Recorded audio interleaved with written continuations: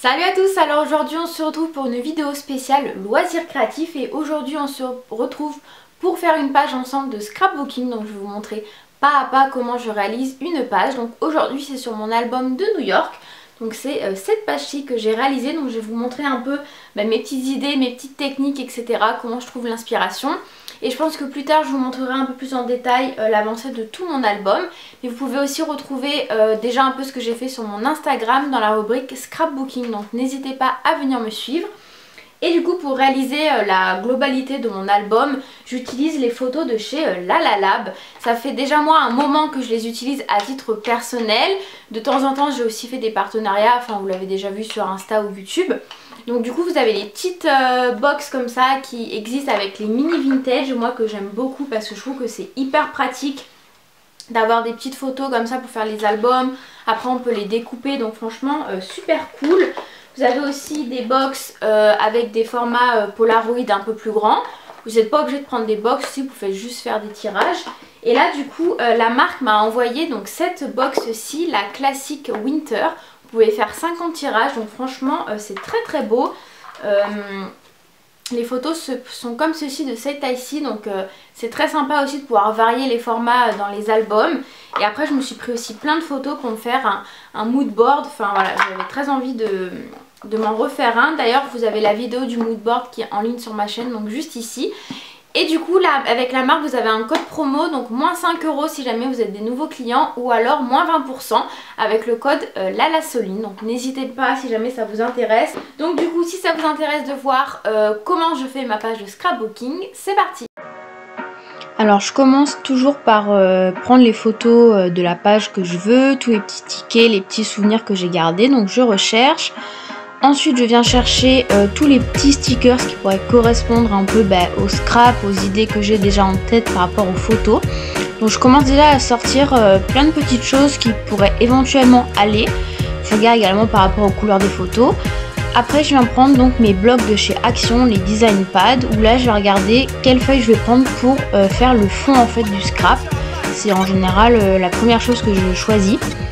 Donc là je réfléchissais, je regardais les couleurs, voir si celui-ci ça allait. Après j'en ai sorti un deuxième.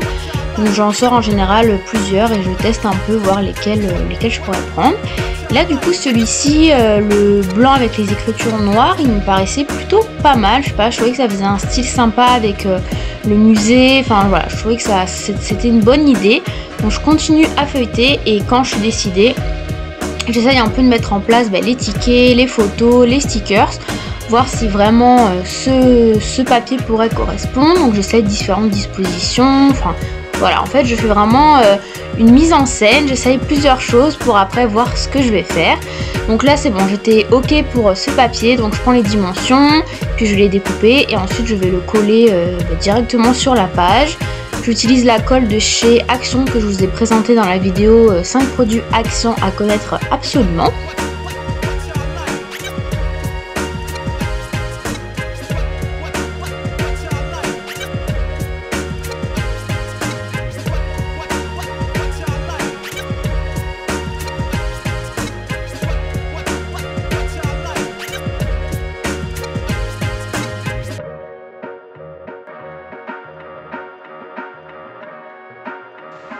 Après je commence à coller mes éléments au fur et à mesure. Donc là le ticket du musée, je rajoute mes petits stickers.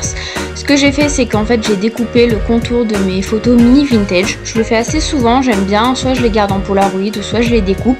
Mais en tout cas ce format-ci est hyper pratique je trouve pour les scraps, c'est super. Donc là je me suis dit que j'allais peut-être partir sur une petite mosaïque de photos avec des petits stickers. Donc voilà, j'essaye encore une fois plusieurs dispositions et ensuite dès que ça va me plaire et que je suis sûre, je vais les coller. Mais voilà, j'aime bien tester plusieurs choses, changer les stickers de place, etc.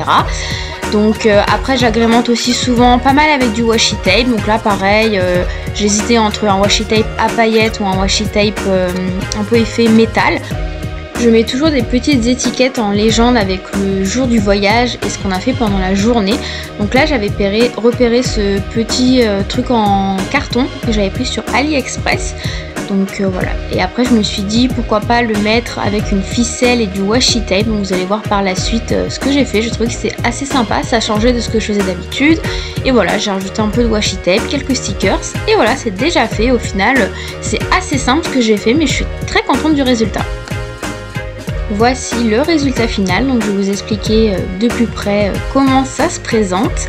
Donc du coup j'ai mis le ticket du musée que j'avais gardé, donc je trouve que c'est toujours hyper sympa. J'ai mis le petit sticker avec le doigt, ensuite la petite mosaïque de photos du musée, des petits stickers, comme je vous ai dit la petite légende que j'ai mis avec un petit cordon et un washi tape, le petit sticker Starbucks qui va très bien avec les photos de food. Et voilà, au final c'est hyper simple, mais voilà, ça fait un super souvenir. Et je vous montrerai très rapidement tout mon album de scrap. Je vous détaillerai pareil chaque page pour vous donner des idées et vous montrer qu'on peut faire quelque chose de très sympa, très facilement. Voilà, écoutez, la vidéo est finie. En tout cas, j'espère qu'elle vous a plu. Si jamais les vidéos de scrapbooking vous plaisent, n'hésitez pas à mettre un petit like ou alors à me laisser un commentaire. Voilà, j'aimerais bien faire beaucoup plus de vidéos sur ce thème-ci. Donc n'hésitez pas. Également, venez me suivre sur mon Instagram parce que je vous montre souvent soit ce que j'achète régulièrement, mon matériel pour le scrap, ou alors mes réalisations des fois un peu en direct. Dans la story à la une scrapbooking, vous pouvez retrouver plein de choses. Donc voilà, je vous fais de gros bisous et on se retrouve très vite. Ciao ciao!